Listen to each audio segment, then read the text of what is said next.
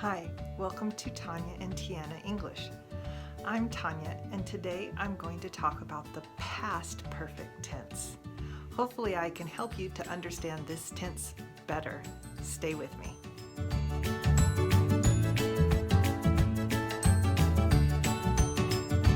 This tense has some similarities to the present perfect tense. If you haven't already watched our video on the present perfect tense, you might want to watch that one first and then come back and watch this one.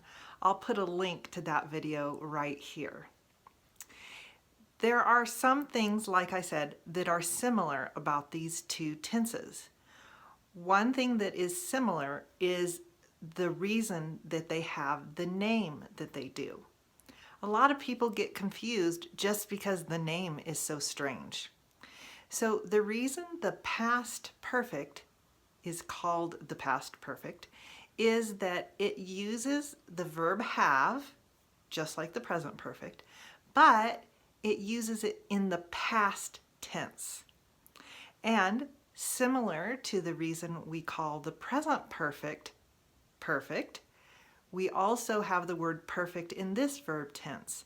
And like I said in the last video, it's not because it's a perfect way of doing things. The way we usually think of the word perfect is something that's done absolutely correctly.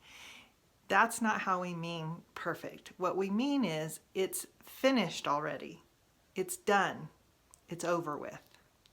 So the past perfect is talking about something in the past, and we're usually talking about something that happened before something else happened. So before we get into too many examples, let me show you a little bit about how we construct this verb tense. So you might notice this whiteboard looks very similar to the whiteboard in the last video, but it is a little different because we have the past perfect. Really, just like the present perfect, we still use the verb to have plus the past participle, but in the past perfect we use the past tense of the verb to have. And I'm going to tell you more about that in a minute. But the way that it is the same as the present perfect is that we still use these past participles, and I have these listed here. These are the same ones that I listed in the last video.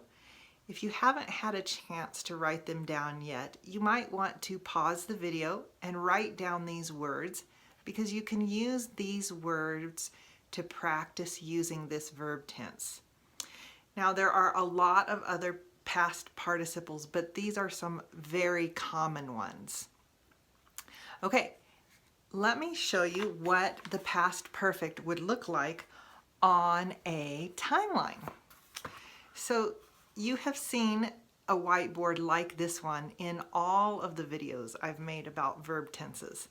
And this one is just showing you what the past perfect would look like on a timeline. And just like the present perfect, I have two examples to give you on this verb tense. So the first one is, I had already read the book before I saw the movie. So what you'll notice here is that I had already, so this is the past tense of the verb to have, and read is the past tense of the verb read. I talk about this a little bit in that other video, so I'm not going to say a lot about it here, except that this is very similar way that we conjugate this verb tense. The difference is had is in the past tense. One of the things that makes the past perfect a little bit easier than the present perfect is the word have, when it is conjugated in the past tense, is the same in all of its conjugations. I had, you had, he, she, or it had, we had, you all or y'all had, and they had. Now, one thing I didn't say in the last video that can be used in either of these tenses is when we're talking about this tense, where we have you all or y'all, Americans often say you guys. It's really common, and I'm sure you've heard it in videos, TV shows, and movies. We say you guys, and when we say you guys, we mean everyone, whether they're male or female, man or woman, boy or girl. We mean everyone when we say you guys. That's changing a little these days, so stay tuned to see what happens for that verb tense. But for now, the main thing is to see that the verb have stays the same in all of its conjugations, which makes it easier to remember. One of the differences in this sentence is that you will notice that when I'm talking about something that happened before something else happened, there's two different ways that the different verbs are conjugated in this sentence. So let's look at it on the timeline. I say I had already read the book. You can see here's where I read the book before I saw the movie. So I read the book before I saw the movie. Here we are now. I saw the movie, but before that I read the book. But what you'll notice about both of these is they are both in the past. They've both already happened. They're both already over. It's completed. It's finished. So that's what makes it a perfect tense. Now, in this sentence, the second part of the sentence, I saw the movie, that's the simple past. I have a video on the past, present, and future where I talk about conjugating the past tense. If you'd like to see that one, I'll put a little link here for you. But if you ignore the first part of this sentence and only look at this second part of the sentence, I saw the movie, we could say that and it would look just like this on the timeline.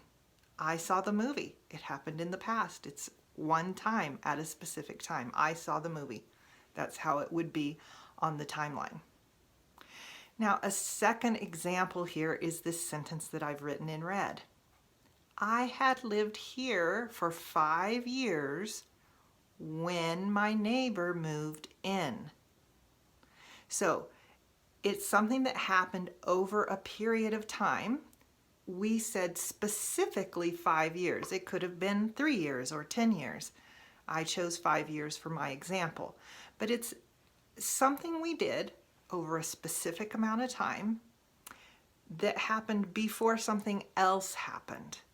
Now, in this case, I have lived here for 5 years when something happened, and it is something that happened at a specific time. So that's why I drew it like this on the timeline. My neighbor moved in. Here's when my neighbor moved in.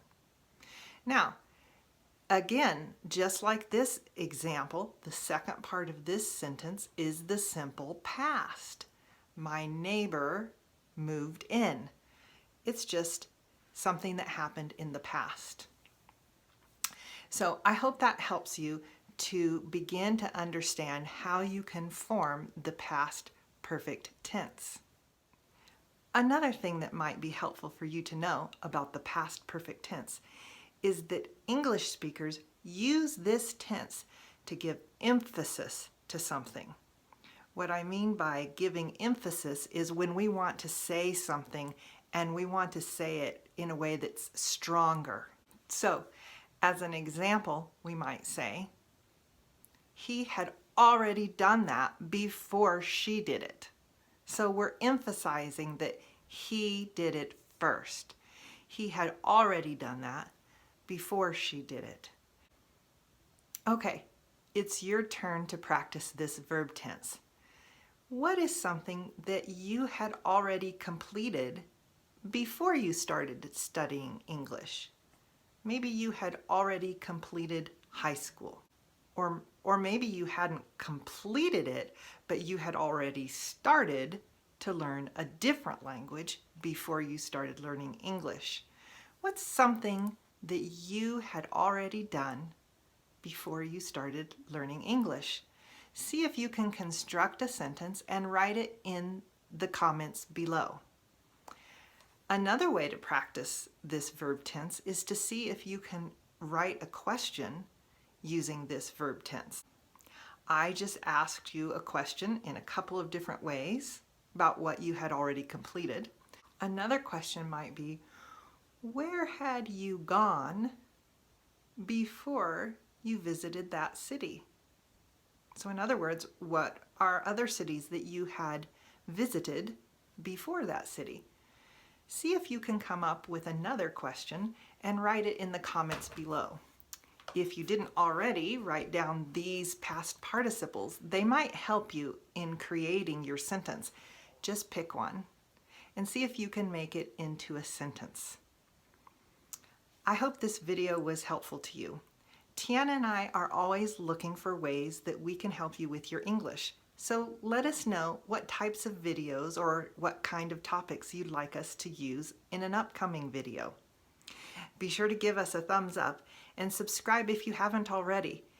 Click on that bell so you'll get notifications when we make new videos. And I'll look forward to seeing you in the next one.